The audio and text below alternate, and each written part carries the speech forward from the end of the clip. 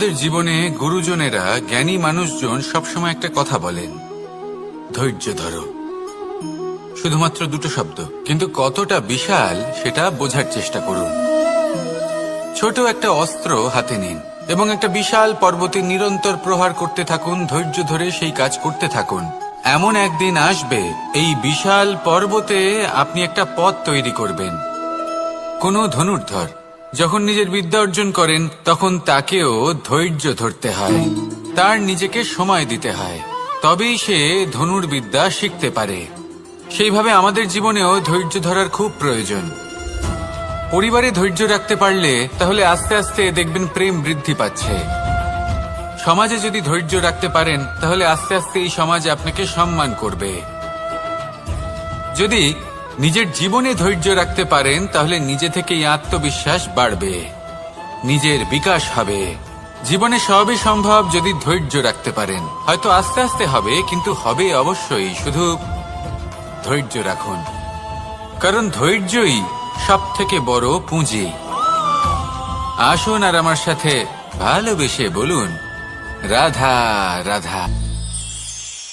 আমাদের জীবনে যখনই আমরা কোনো বড় দায়িত্বের সম্মুখীন হই, তখন আমরা তার থেকে দূরে পালাই আর এই অজুহাত দিই যে না না, এত বেশি ভার বহন করার যোগ্যতা আমার নেই, আমি করতেই পারবো না। দেখুন, এই সংসারে ভিন্ন ভিন্ন ধরনের গাছ আছে, ছোট গাছ, বড় গাছ, কিন্তু বটগাছের মতো বড় এবং নিবিড় গাছ আর একটাও নেই। সে নিঃস্বার্থভাবে এই সংসারকে সেবা করে যায়, ছায়া প্রদান করে, শীতলতা প্রদান করে। আর যখন এমন সময় আসে যখন তার উপর বোঝা অত্যন্ত বেড়ে যায়, সে কিন্তু কোনোভাবেই ভেঙে পড়ে না। তখন সে নিজের নিঃস্বার্থ কর্মের ফল লাভ করে, সেই নিঃস্বার্থ কর্ম যা সে করেছে। তার দেহ থেকে ছোট ছোট ঝুড়ি বার হয় এবং তা কাণ্ডের আকার ধারণ করে। সেই কাণ্ড মাটির কাছে পৌঁছয় এবং তারপর তা বটগাছের সহায়ক হয়ে ওঠে। সে ভেঙে পড়ে যায় না। এইভাবে আপনিও জীবনে নিঃস্বার্থভাবে সবার সেবা করুন, ভালোবাসুন, সবাইকে সাহায্য করুন। যেদিন আপনার ওপর বোঝা অত্যন্ত বেড়ে যাবে, সেদিন এই সব মানুষ আপনাকে সাহায্য করার জন্য আসবেন, আপনার শক্তি হয়ে উঠবেন, আর আপনি বটগাছের মতোই মহান এবং বিশাল হয়ে উঠবেন। আসুন আর আমার সাথে ভালোবেসে বলুন, রাধা রাধা। একটা শব্দ আছে, পরিস্থিতি। অনেক মানুষের মুখে আমরা এই শব্দ শুনি। জীবনে যখন অসফল হই, দুঃখ আসে, সংকট আসে, কোনো বিপদ ঘনিয়ে আসে, তখন সমস্ত দোষ আমরা পরিস্থিতির ওপর চাপিয়ে দিই। আর দেখতে গেলে কোথাও না কোথাও ঠিকই করি। এই পরিস্থিতি প্রত্যেক দিনের মতো পাল্টাতে থাকে, কিন্তু এই দিন, এই রাত, এমন কেউ আছেন যিনি এর ওপরেও নিয়ন্ত্রণ সাধন করেন, আর তিনি হলেন সূর্য। ঠিক সেই রকমই আমাদের জীবনেও সূর্য হলো এই মন। যদি এই মনের উপর আমরা নিয়ন্ত্রণ করতে পারি, তাহলে আমরা জীবনকেও নিয়ন্ত্রণ করতে পারবো। প্রথমে এই মনের রাজা হয়ে উঠতে হবে। তাই মনে রাখবেন, যদি মন দুর্বল হয় তাহলে পরিস্থিতি আমাদের সমস্যা বলে মনে হবে। এই মন যদি স্থির হয়, পরিস্থিতি প্রতিস্পর্ধা বলে মনে হবে। আর এই মন যদি শক্তিশালী হয়ে ওঠে, তাহলে যে কোনো পরিস্থিতি আপনার কাছে একটা সুযোগ মাত্র, এমন এক সুযোগ যাতে অগ্রসর হয়ে আপনি মহান হয়ে উঠতে পারেন। এই মনের শক্তির বৃদ্ধি ঘটান, মহান হয়ে উঠুন, আর আমার সাথে ভালোবেসে বলুন, রাধা রাধা। খুব সুন্দর একটা কাহিনী আছে। একবার এক ব্যক্তি নিজের অসফলতার জন্য ত্রস্ত হয়ে সময় দেবতার তপস্যা করতে বসলেন। উনি তপস্যা করলেন এবং সময় দেবতা প্রসন্ন হলেন, মানুষের রূপ ধারণ করে ওনার সামনে প্রকট হলেন। এবার সেই ব্যক্তি ওনাকে জিজ্ঞেস করলেন যে কি এমন আছে যার জন্য আপনি বারবার জয়ী হন আর আমি চিরকাল পরাজিত হয়ে থাকি? কেন এত পরিশ্রম করা সত্ত্বেও আমি সাফল্য লাভ করতে পারি না? তখন সময় দেবতা উত্তর দিলেন যে দিন হোক বা রাত, ঝড় হোক বা ভূমিকম্প, রোদ হোক বা বৃষ্টি হোক, সময়ের সূত্রপাত হোক বা প্রলয়, আমি থামি না, আমি চলতেই থাকি। আর সেই জন্য যিনি থেমে যান তিনি পরাজিত হন, আর আমি জয়ী হই। এটাই আমাদের শিখতে হবে। জীবনে সবসময় চলতে থাকুন, কখনো থামবেন না। হ্যাঁ, কিছুক্ষণের জন্য বিরতি নিতে পারেন, বিশ্রাম করার জন্য, নিজেকে আরো সশক্ত করে তোলার জন্য, কিন্তু থেমে যাবেন না। নিরন্তর কর্ম করতে থাকুন, পরিশ্রম করতে থাকুন, তবেই এই সংসার আপনাকে মনে রাখবে। আসুন আমার সাথে ভালোবেসে বলুন, রাধা রাধা। মানুষ তার জীবনে দুই ধরনের পরিস্থিতিকে খুব ভয় পায়। এক, কোনো কারণবশত কারোর সামনে নত হওয়া। দুই, কোনো কারণে নিজের চরিত্র থেকে, নিজের মূল্যবোধ থেকে বিচ্যুত হওয়া। এবার কেন হয় এরকম যে কথায় কথায় কারোর সামনে নত হতে হয়? কেন বারংবার নিজের চরিত্র থেকে চ্যুত হতে হয়? এরকম কেন হয়? এটা তখনই হয় যখন আমাদের শিক্ষা এবং মূল্যবোধের অভাব থাকে। যদি মানুষের মধ্যে প্রকৃত শিক্ষা থাকে, তাহলে এই সংসারে কোনো সময় এবং কারোর সামনেই নত হওয়ার কোনো প্রয়োজন নেই। যদি মানুষের মধ্যে মূল্যবোধ থাকে, তাহলে তাকে নিজের মূল্যবোধ বা চরিত্র থেকে বিচ্যুত হতে হয় না, তা সে যাই হয়ে যাক না কেন। কোনো বালককে যদি জন্ম থেকেই সুশিক্ষার অধিকারী করা হয়, শিক্ষিত করা হয়, মূল্যবোধের অধিকারী করা হয়, তবে সে এই সংসারে এমন কর্ম করবে যাতে সে নিজেকে, নিজের পরিবারকে, সমগ্র সমাজকে গর্বিত করতে পারে। শিক্ষা লাভ করুন, মূল্যবোধ লাভ করুন, এবং আমার সাথে ভালোবেসে বলুন, রাধা রাধা।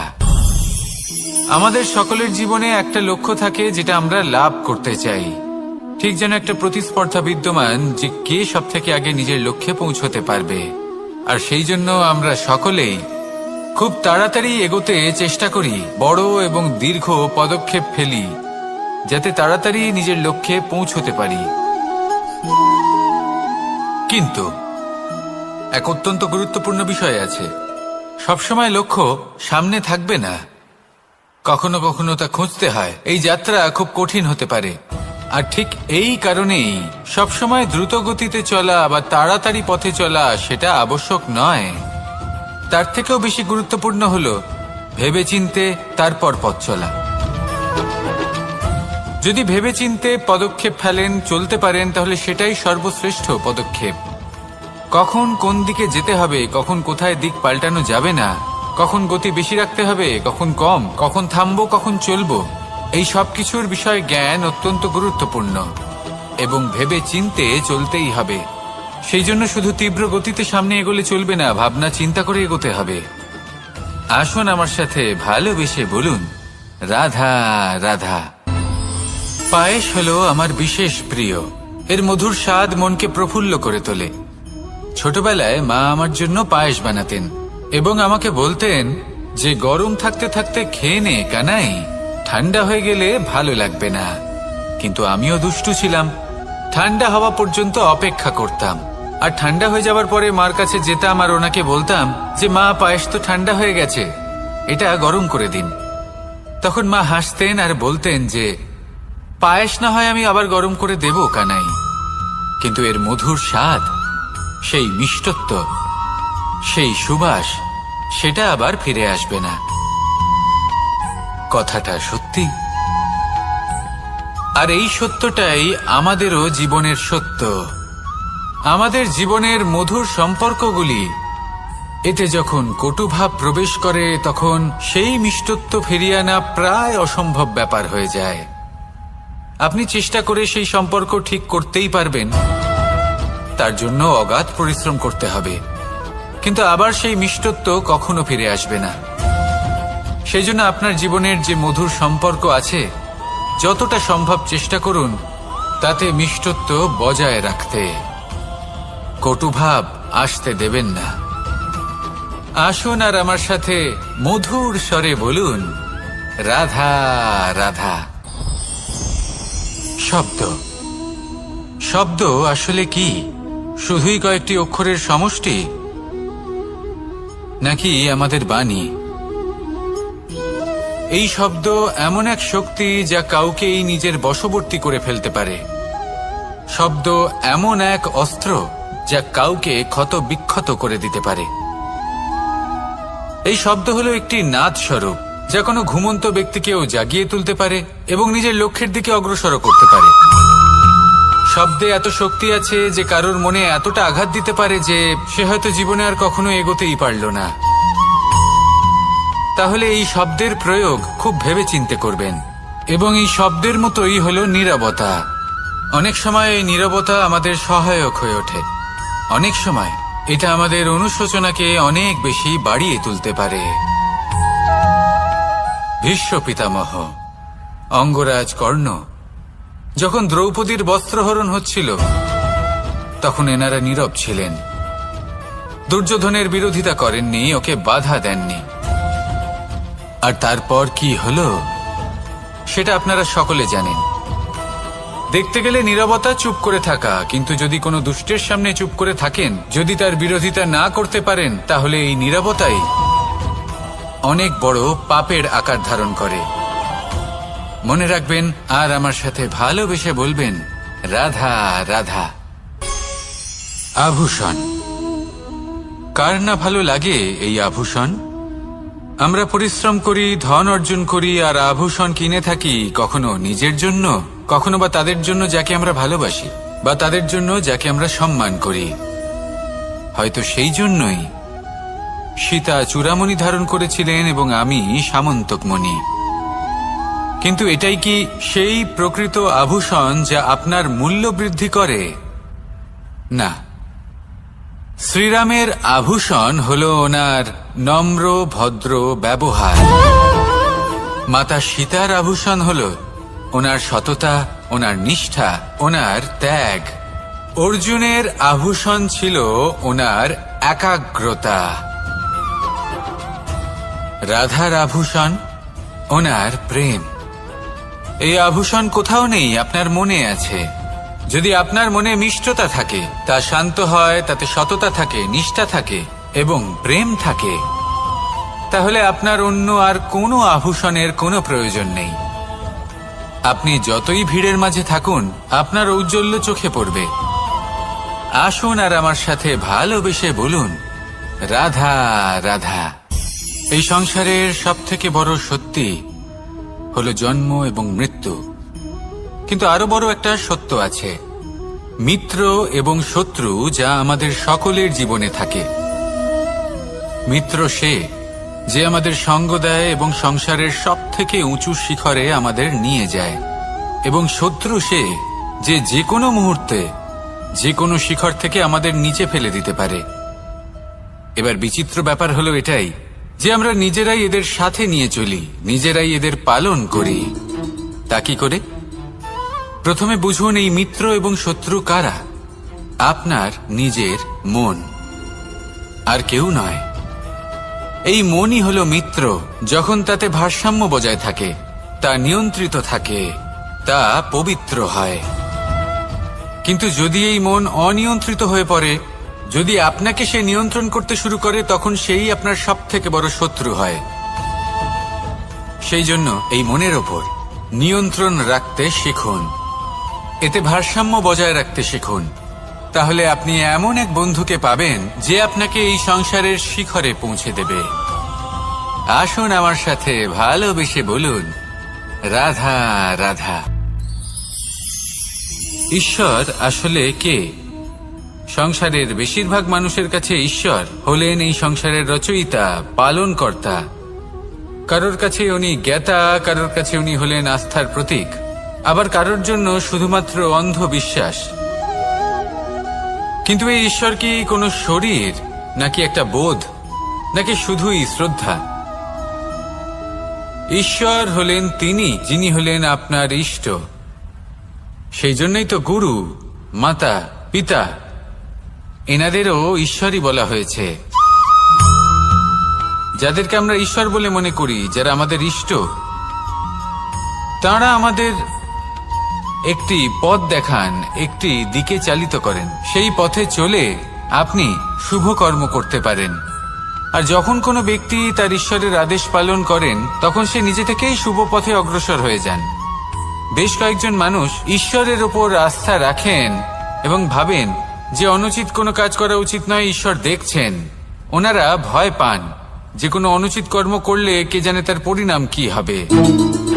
এমন অনেক ব্যক্তি রয়েছেন যারা ঈশ্বরকে বিশ্বাস করেন এবং জানেন যে ঈশ্বর তাদেরকে দেখছেন, তাই যে যে শুভকর্ম ওনারা করেছেন তার ফল তারা অবশ্যই পাবেন। এবার আপনি ভয় পেয়ে ঈশ্বরকে বিশ্বাস করবেন নাকি বিশ্বাসের দ্বারা ঈশ্বরকে বিশ্বাস করবেন, সেই সিদ্ধান্ত আপনারই। কিন্তু হ্যাঁ, যদি আপনার মনে ঈশ্বরের জন্য কোনো স্থান থাকে, যদি আপনার কোনো ইষ্ট থাকেন, যদি আপনি কাউকে ঈশ্বর মনে করেন যার প্রত্যেক আদেশ আপনি পালন করে থাকেন, তাহলে বলি ঈশ্বর কখনো আপনাকে অনুচিত পথে চালিত করবেন না।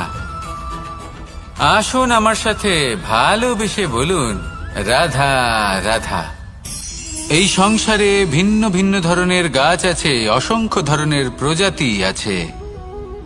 কিছু গাছ পাতা দিয়ে থাকে, কিছু ফুল, কিছু ফল। কেউ ছায়া প্রদান করে, কেউ শীতলতা প্রদান করে, কেউ নিজেকে খুব কষ্ট দিয়ে এই সংসারের বিকাশে সহায়ক হয়ে ওঠে। কিন্তু এই সবার মধ্যে একটা বিষয় কিন্তু সমান, এরা প্রত্যেকেই পাতা ছাড়া, ফুল ছাড়া, ফল ছাড়া জীবিত থাকতেই পারে, কিন্তু কোনো বৃক্ষই শিকড় ছাড়া বেঁচে থাকতেই পারে না। এটাই হলো রাধার। ঠিক সেইভাবেই আমাদের জীবনে শক্তি হোক, ধন হোক বা সাফল্য হোক, আমাদের বা আমাদের পরিবারের প্রসন্নতাই হোক, এই সব কিছুর আধার হলো, সবকিছুর মূল হলো পরিশ্রম। তাই জীবনে চিরকাল পরিশ্রম করতে থাকুন।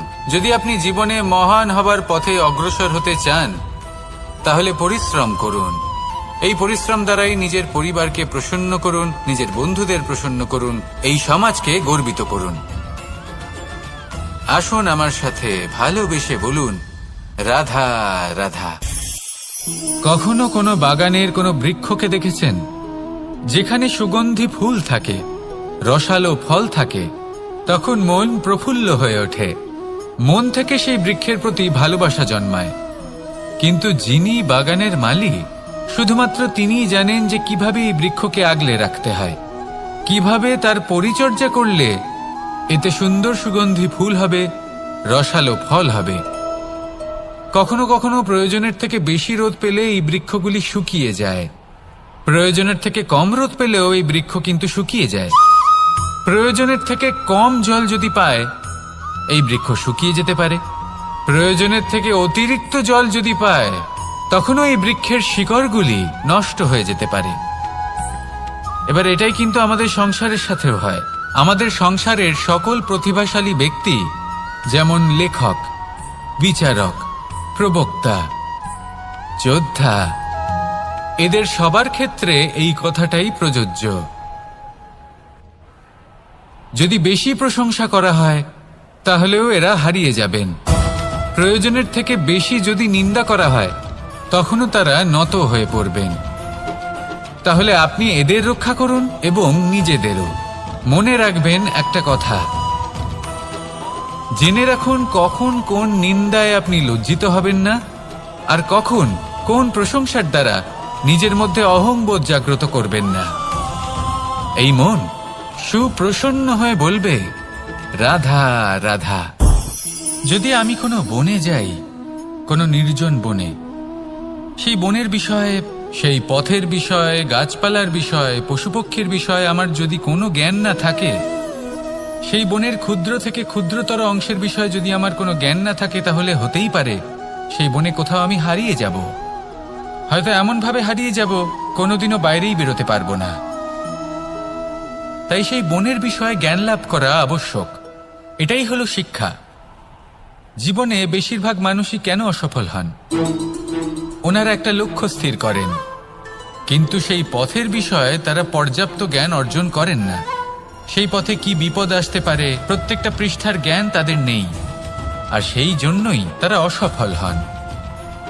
আপনি জীবনে যখনই কোনো লক্ষ্য স্থির করবেন, কোনো লক্ষ্য সাধন করবেন, পরিকল্পনার সাথে সেই পথে অগ্রসর হন। সেই পথকে বোঝার চেষ্টা করুন, সেই পথের বিপদ সম্পর্কে জ্ঞান লাভ করুন, সবকিছু জানার চেষ্টা করুন, অজানা তথ্য আহরণ করুন, আর তারপর সেই লক্ষ্যের প্রতি নিজেকে সমর্পিত করুন। তবেই আপনি সাফল্য লাভ করবেন, আর এই মন প্রসন্ন হয়ে বলবে, রাধা রাধা। আপনি নিশ্চয়ই কখনো অনুভব করেছেন, যদি কোনো নির্মল ব্যক্তির কাছে গিয়ে বসেন তাহলে মনে নির্মল অনুভূতি হয়, এই মন শান্ত হয়ে যায়। সেইখানেই কোনো দুশ্চরিত্র মানুষের কাছে গিয়ে বসলে এই মন বিচলিত হয়ে যায়। কারণটা কি? কারণ যে ব্যক্তি নির্মল মনের, তিনি সবার মধ্যে নির্মলতা ছড়িয়ে দেন। আমাদের অন্তরে যা থাকে আমরা সেটাই সবার মধ্যে বিতরণ করি। যদি আপনি এই সংসারে শুভ বোধ ছড়িয়ে দিতে চান, তাহলে প্রথমে শুভ গ্রহণ করুন, তা অর্জন করুন। এই সংসারে জ্ঞানের শক্তি লাভ করুন, আর সেই জ্ঞানের শক্তি সংসারে বিতরণ করুন। শান্তি এবং সন্তোষ প্রদান করুন, কারণ যেমন বীজ এই সংসারে বপন করবেন তেমনই ফল আপনি লাভ করবেন। যেমন দেবেন তেমন ফিরেও পাবেন। এই সংসারে জ্ঞান প্রদান করুন, শান্তি প্রদান করুন, সন্তুষ্টি প্রদান করুন। এই সংসারে ভালোবাসা বিতরণ করুন, আর এই প্রেম ভাব নিয়েই বলুন, রাধা রাধা। এই সংসারে দুই ধরনের মানুষ দেখা যায়, এক সরল, দুই জটিল। এবার এই যে সরল ব্যক্তি থাকে তাদের এই সমাজ দুর্বল মনে করে। এমনিতে দেখতে গেলে জলও সরল, বায়ুও সরল। ওনারা যেদিকে চাইবেন প্রবাহিত হতে পারেন, এনাদের যে আকার দেবেন সেটাই ধারণ করবেন। কিন্তু এরা বাস্তব রূপ ধারণ করলে তখন কি হয়? এই জল এমন এক ধারায় পরিণত হয় যে অনেক বড় বড় পাথরকে খণ্ডিত করে দিতে পারে। এই বায়ু এমন এক চক্রবাতে পরিণত হয় যা সংসারে বিনাশ ডেকে আনে। তাই যে ব্যক্তি সরল, তার সরলতাকে সম্মান করুন, তাকে সম্মান করুন, তাকে ভালোবাসা দিন। আর আমার সাথে ভালোবেসে বলুন, রাধা রাধা। খেলা খেলতে কে না ভালোবাসেন? আমরা প্রত্যেকেই যখন সময় পাই, সুযোগ পাই, তখনই আমরা কোনো খেলা খেলি। খেলার সময় দুই ধরনের মানুষ ওখানে থাকেন, এক যারা অংশগ্রহণ করেন, আর দুই যারা দেখতে থাকেন, যারা দর্শক হয়ে দেখেন, যারা নিজের পক্ষের বিজয়ের ফলে উচ্ছ্বসিত হয়ে থাকেন, পরাজয়ের ফলে শোক পালন করেন, পরামর্শ দিয়ে থাকেন। আর বিজয়ী কে হন? বিজয়ী তিনি হন যিনি অংশগ্রহণ করেন। নির্বাচন আপনাকে করতে হবে, আপনি কি করতে চান? আপনি কি খেলোয়াড় হতে চান, নাকি আপনি দর্শক হতে চান? যদি আপনি বিজয়ের আনন্দ লাভ করতে চান, সেই রোমাঞ্চ অনুভব করতে চান, তাহলে খেলতে হবে। ময়দানে আপনাকে নামতেই হবে। পরাজয়ের সম্ভাবনার ভয়ের সাথে আপনাকে লড়াই করতেই হবে। বিপক্ষের আহ্বানকে স্বীকার করতেই হবে, খেলোয়াড় হয়ে উঠতে হবে। তবেই এই বিজয়ের সম্ভাবনা থাকবে। আসলে কি, দর্শক হয়ে পরামর্শ দেওয়া অত্যন্ত সহজ, ময়দানে নেমে অংশগ্রহণ করা অত্যন্ত কঠিন। আর এখানে যেটা সহজ, তা আপনাকে বিজয়ের পথে কখনোই নিয়ে যাবে না। আসুন আমার সাথে ভালোবেসে বলুন, রাধা রাধা। এই সংসারে মানুষ জন্মগ্রহণ করেন, বড় হতে থাকেন, পুরুষার্থ লাভ করেন, অর্জন করেন। অর্জন করা আসলে কি? বেশিরভাগ মানুষ বলেন অর্জন করা অর্থাৎ ধন সম্পত্তি অর্জন করা।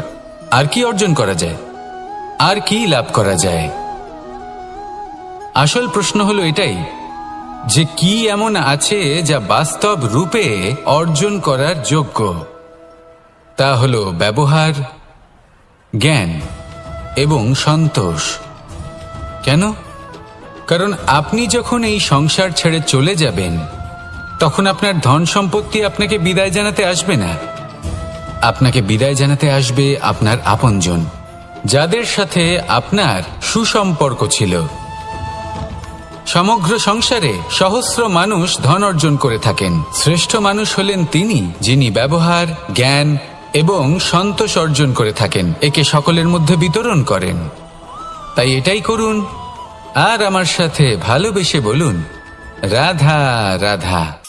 এই সংসারের আরম্ভ থেকে এখনো পর্যন্ত এবং ভবিষ্যতেও একটা যুদ্ধ আছে যা হয়ে চলেছে, চলতেই থাকবে। পাপ এবং পুণ্যের মধ্যে যুদ্ধ, সত্য এবং অসত্যের মধ্যে যুদ্ধ। এই যুদ্ধ চলেই আসছে, আর এই যুদ্ধে যারা লড়েন তাদের আমরা সবসময় জয় জয়কার করি। আর যারা এই জয় জয়কার করেন তাদের প্রত্যেকের একটা বিশেষ গুরুত্ব থাকে। যখনই কোনো যোদ্ধা যুদ্ধক্ষেত্রে ক্লান্ত হয়ে পড়ে, শক্তিহীন হয়ে পড়ে, তখন এরা জয় জয়কার করে, শঙ্খ বাজাতে থাকে। সেই যোদ্ধাকে অনুপ্রেরিত করে, শক্তি এবং সাহসে ভরিয়ে তোলে, আর তখন সেই যোদ্ধা সেই যুদ্ধকে এগিয়ে নিয়ে যেতে পারে। যখন শ্রীরাম লঙ্কা যাত্রা করার জন্য সেতু তৈরি করছিলেন, তখন একটা ছোট্ট মিষ্টি কাঠবিড়ালি নিজের মুখে মাটির টুকরো বয়ে নিয়ে গিয়ে তার সাধ্যমতো তাকে সাহায্য করছিল। শ্রীরাম দেখলেন এবং বললেন যে ও তো সবার মনোবল বৃদ্ধি করছে, সবাইকে প্রেরিত করছে। ও বলল যে আমি এত ছোট হয়েও যদি এই কাজ করতে পারি, তাহলে আপনারা সবাই কেন পারবেন না? এটাই হলো সেই সকলের মাহাত্ম্য, যারা জয় জয়কার করেন, অনুপ্রেরিত করেন, সাহস যোগান। ওনারা সেই ব্যক্তি যারা একজন যোদ্ধার মধ্যে যুদ্ধকে জয় করার শক্তি প্রদান করেন। আসুন আমার সাথে ভালোবেসে বলুন, রাধা রাধা। সংসারে আমাদের জীবনে যখন কোনো সুখ বা দুঃখ আসে, তার জন্য আমরা কাউকে না কাউকে অবশ্যই দায়ী করে থাকি, তাই না? এই ব্যক্তি আমাদের সাথে এরকম কাজ করেছেন, তাই আমার সাথে এমন হলো। ওই ব্যক্তি যদি এমনটা না করতেন, তাহলে আজ আমি ওই স্থানে পৌঁছতে পারতাম। সবই আপনার দৃষ্টিভঙ্গির ওপর নির্ভরশীল, আর যদি আপনার দৃষ্টিভঙ্গি এমন হয়, তাহলে তা অনুচিত। সত্যি কথা বলতে এই সংসারে ভিন্ন ভিন্ন ধরনের মানুষ আছে। এটা আপনার ওপর নির্ভর করছে কিভাবে তাদের স্বাগত জানাবেন। একবার ভাবুন, আমি আমার দুটো হাত সামনে নিয়ে এলাম, দুটো মুঠো খুলে দিলাম। দুই প্রকারের মানুষ আসবেন, কিছু না কিছু দিয়ে যাবেন। এই মুঠো যদি আমি বন্ধ করে দিই, তাহলে না কেউ আমাকে কিছু দিতে পারবে, না আমার কিছু যাবে আসবে। নিশ্চয়ই বুঝতে পারছেন এই দুই ধরনের ব্যক্তি কারা এবং তারা কি দিয়ে যান। আমি যদি নিজের মুঠো খুলে দিই, তাহলে কিছু ভালো মানুষ আসবেন, আমাকে আনন্দ, সন্তুষ্টি, জ্ঞান প্রদান করে যাবেন, ভালো অভিজ্ঞতা দিয়ে যাবেন। কোনো খারাপ ব্যক্তি যদি আসেন, তাহলে তিনিও খারাপ অভিজ্ঞতা দেবেন, যার থেকে আমি শিক্ষা লাভ করব। এই সব কিছু আমি লাভ করতে পারি। মুঠো যদি বন্ধ করে রাখি, তাহলে আমি কিছুই পাবো না। দেখুন, এই সংসারে প্রত্যেকের জীবনে এইরকম, প্রত্যেকের জীবনে সবকিছুই আছে, ভালো খারাপ দুই মানুষই আছে, ভালো অভিজ্ঞতা আছে, খারাপ অভিজ্ঞতা আছে। নির্ভর করছে আপনার ওপর যে আপনি কি করবেন, এনাদের স্বাগত কিভাবে জানাবেন, কার থেকে কি বুঝবেন, কি শিখতে পারবেন, আর কোন দৃষ্টিভঙ্গি নিয়ে অগ্রসর হবেন। এটাই নির্ধারণ করবে যে আপনার জীবন কেমন হবে। আসুন আমার সাথে ভালোবেসে বলুন, রাধা রাধা। এটা হলো একটা সাদা পাতা।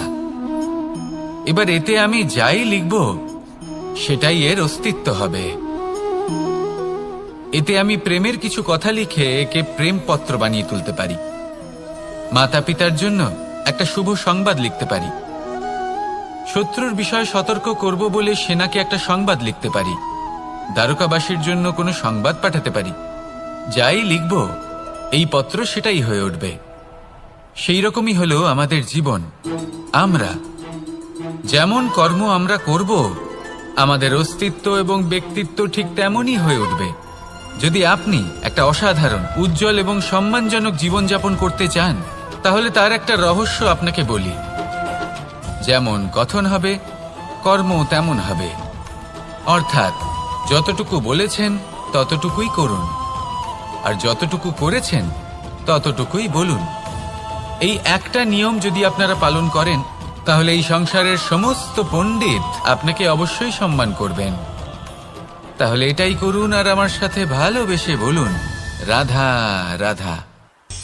কখনো কোনো পাখিকে দেখেছেন? যখন সে প্রথমবার উড়তে চেষ্টা করে, সে বাসা থেকে মাটিতে পড়ে যায়, কিন্তু সে হার মানে না। চেষ্টা করতে থাকে, করতেই থাকে, ডানা ঝাপটাতে থাকে, আর তারপর সে উড়তে শেখে। গোল শালগ্রাম শিলাকে দেখুন, পর্বত থেকে খসে পড়ে, ধাক্কা খায়, জলের প্রবাহ দ্বারা ঘর্ষিত হয়, তারপরে তা শালগ্রামে পরিণত হয়।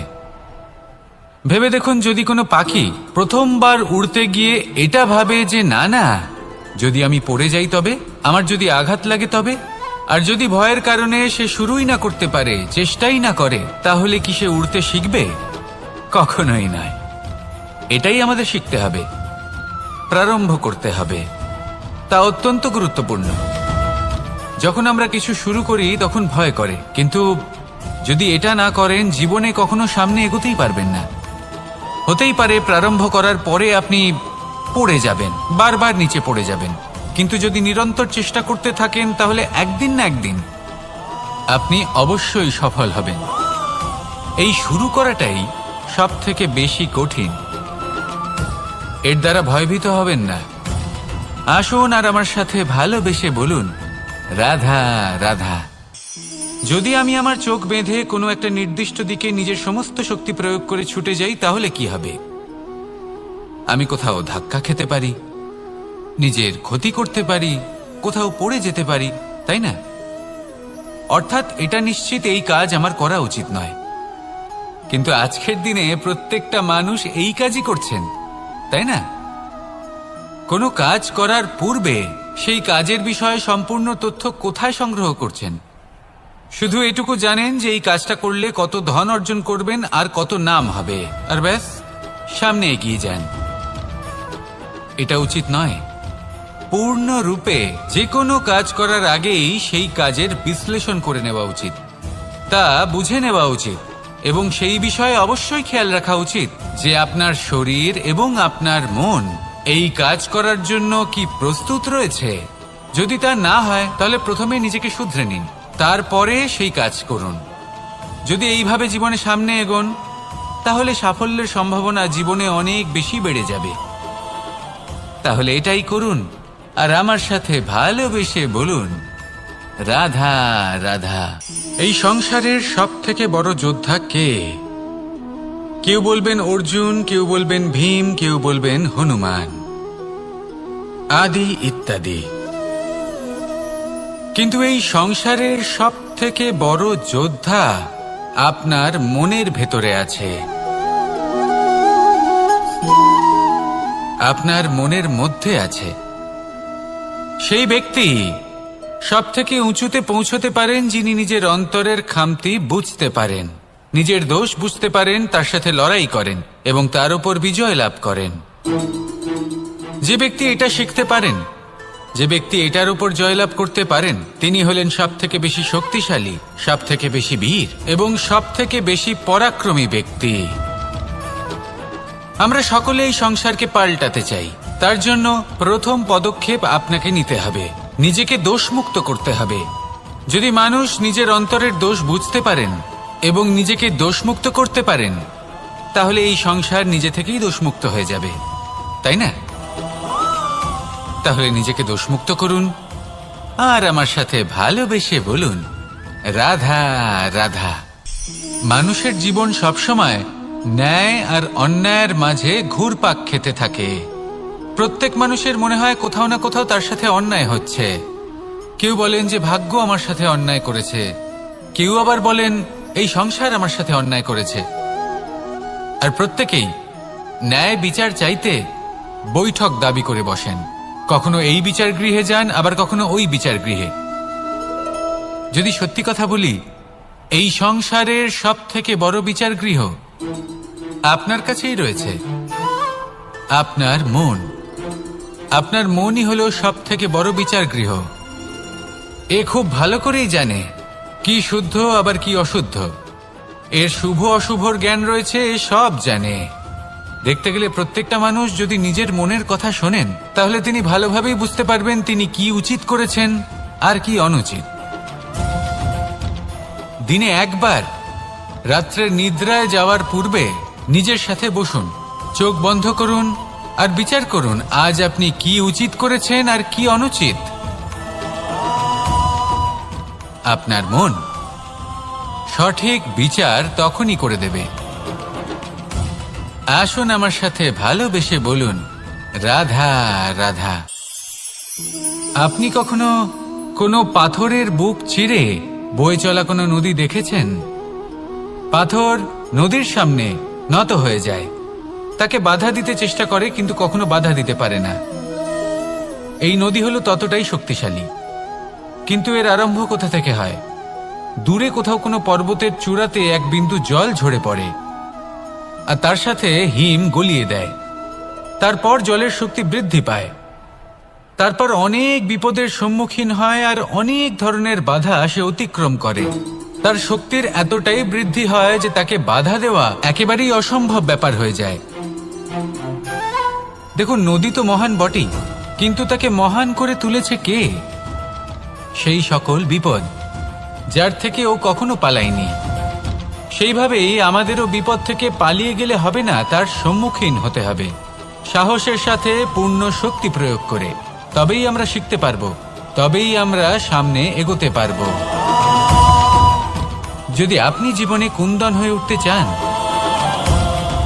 তাহলে জ্বলন সহ্য করতেই হবে। আসুন আমার সাথে ভালোবেসে বলুন, রাধা রাধা। এ হলো গোলাপ ফুল। একে আমরা সকলেই চিনি। সমগ্র সংসার ভালোবাসে এই পুষ্পকে। এই ফুল দেখতেও সুন্দর। সবথেকে বেশি গুরুত্বপূর্ণ কথা হলো এর সুগন্ধ, যা দূর দূরান্ত থেকে ব্যক্তিদেরকে আকৃষ্ট করে। এই সুন্দর পুষ্প একটু মন দিয়ে দেখলেই দেখা যায় এর নিচে কাঁটা রয়েছে। এই সংসার বলে, এ প্রকৃতির কেমন রচনা, এত কোমল পুষ্প, এটা কি তীক্ষ্ণ কাঁটা সহ প্রস্ফুটিত হয়? এটাই হলো জীবনের সত্য।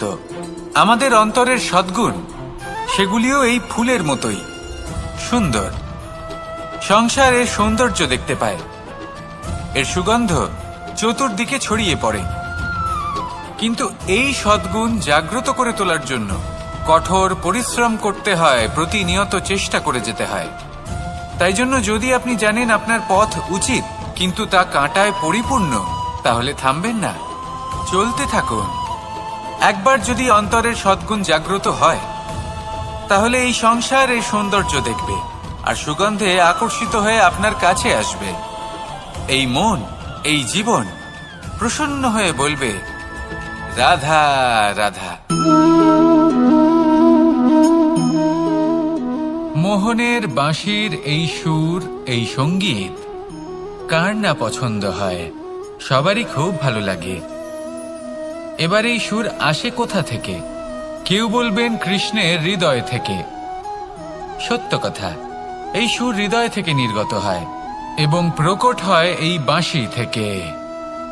এই বাঁশিটাকে দেখুন, এই ছিদ্রগুলি দেখুন, প্রত্যেকটা সুর থেকে নিজস্ব একটা স্বর নির্গত হয়। এবার যে ব্যক্তি এই সমস্ত সুর এবং স্বর বুঝতে পারেন, এতে নিপুণ, তিনি এই বাঁশির দ্বারা যে সুর নির্গত করবেন তা তো মধুর অবশ্যই হবে। এবার জীবনের সাথেও কিছুটা এরকমই ঘটে। জীবনের কিছু নীতি থাকে, অর্থ, কুটুম্ব এবং আধ্যাত্মিক। যদি জীবনের প্রত্যেকটা মুহূর্ত সুখময় হয় এরকম আপনি চান, তাহলে এই তিনটি নীতিতে আপনাকে নিপুণ হতে হবে। কোনো একটি বিশেষ নীতির প্রতি যদি আপনি বেশি ঝুঁকে পড়েন, তাহলে বাকি দুই নীতি থেকে যা সুখ লাভ করা সম্ভব তা পারবেন না। ধন অর্জন করতে হবে পরিবারের জন্য, পরিবারের সুখ মনের শান্তির জন্য, মনে শান্তির প্রয়োজন মনের শুদ্ধতার জন্য। যখন এই মন শুদ্ধ হবে, জীবন শুদ্ধ হবে, পবিত্র হবে, সুন্দর হবে এবং ভালোবেসে বলবে, রাধা রাধা। জল, এ হলো জীবনের আধার পঞ্চতত্ত্বের মধ্যে একটি, আর অত্যন্ত বিশেষ। এর থেকে অনেক বড় শিক্ষা পাওয়া যায়। এই জল, গন্তব্যের বিষয়ে এর স্পষ্ট ধারণা আছে। ও জানে ওর লক্ষ্য কি, আর প্রয়াস করে ততদূর সে পৌঁছেও যায়। এটি পর্বত থেকে বয়ে নিচে নেমে আসে। নদীর সাথে সমাহিত হয়ে তার সাথে বয়ে চলে, চিরসবুজ বনানী গড়ে তোলে, প্রাণীদের তৃষ্ণা নিবারণ করে, সামনে এগিয়ে চলে, মানুষের সাথে মিলিত হয়।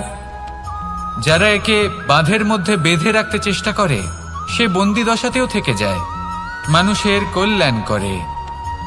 তারপর বাঁধ থেকে মুক্তি পেয়ে এগিয়ে চলে, কোথাও ধাক্কা খায়, কোথাও বাধা পড়ে, কোথাও যদি পথ খুঁজে না পায় তাহলে পথ খুঁজেই নেয়, আর যেখানে পথ থাকে না সেখানে পথ বানিয়ে নেয়, আর শেষ পর্যন্ত নিজের লক্ষ্যে পৌঁছেই যায়, অর্থাৎ সমুদ্রে গিয়ে সমাহিত হয়ে যায়। আমাদেরও কিছুটা এরকমই হয়ে উঠতে হবে। যেখানেই যাবেন সকলের কল্যাণ করুন, সামনে এগোন। আপনি কোথাও পড়ে গেলে, ধাক্কা খেলে আঘাত লাগবেই, উত্থান পতন লেগেই থাকে। সামনে এগোতে থাকুন। কোথাও পথ না পেলে তা খুঁজে নিন, কোথাও পথ না থাকলে তা বানিয়ে নিন। নিজের গন্তব্যের কথা সবসময় মনে রাখুন। শেষ পর্যন্ত নিজের মোক্ষ লাভ আপনি অবশ্যই করবেন। আর আমার সাথে ভালোবেসে বলুন, রাধা রাধা। জীবনের প্রত্যেক মুহূর্ত আমাদের কিছু না কিছু শিক্ষা দেয়, নির্ভর করছে আমাদের দৃষ্টিভঙ্গির উপর। যেমন নদী হলো আমার অত্যন্ত প্রিয়, নদীতে ভ্রমণ করতে আমার খুব ভালো লাগে। কি বলেন? নদীতে সবসময় নতুন কিছু থাকে, ও পুরনো কিছুই নিয়ে বসে থাকে না, সবসময় প্রবাহমান, কখনো থামে না। ততক্ষণ থামে না যতক্ষণ না সাগরে গিয়ে সমাহিত হচ্ছে। ঠিক এইভাবেই আমাদেরও উচিত নিজের জীবন অতিবাহিত করা, নদীর মতো। প্রত্যেক মুহূর্ত নতুন, তাই সেইভাবেই জীবন যাপন করুন। পুরনো কিছুই একত্রিত করে রাখবেন না, বিগত স্মৃতির মাঝে নিজেকে হারিয়ে ফেলবেন না। এই যে বর্তমান, এই যে মুহূর্ত, সেটাই হলো সর্বশ্রেষ্ঠ। এর মাঝেই জীবন যাপন করুন, নদীর মতো প্রবাহমান হতে শিখুন। আপনি শিখে গেলে তাহলে মনে রাখবেন, আমার আপনার মাঝে বিচরণ করতে বড়ই ভালো লাগবে।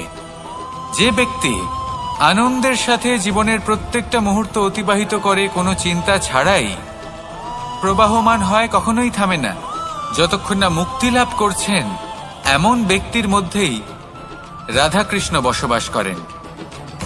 তাহলে আসুন আমার সাথে ভালোবেসে বলুন, রাধা রাধা।